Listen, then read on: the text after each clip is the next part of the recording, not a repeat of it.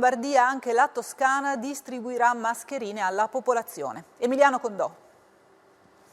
La Toscana accelera sull'obbligo di mascherine, ne sono già arrivate 8,5 milioni dalla Cina, dal magazzino della Protezione Civile è partita la distribuzione ai sindaci. Queste poi provvederanno a distribuirle casa per casa, evitando che ci siano assembramenti, e poi mi comunicheranno i sindaci l'avvenuta distribuzione. A quel punto verrà firmata ordinanza che invece c'è già in Lombardia, dove bisogna uscire di casa protetti se non si ha una mascherina, ripiegando su sciarpa o foulard, perché il tema anche in queste ore resta la reperibilità. Da oggi ne distribuiamo 3 milioni, dice la regione, scettici i farmacisti lombardi, secondo cui arriveranno solo la prossima settimana. Ma anche sulle mascherine le regioni vanno in ordine sparso. In Veneto è obbligatorio coprire naso e bocca in negozi e uffici. In Piemonte da mercoledì dovranno indossarle i commercianti. In Trentino da domani andranno indossate nei negozi aperti. Stesso iter in preparazione in Sardegna.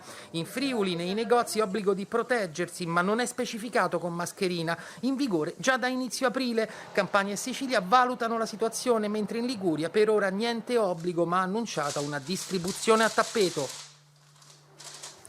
I controlli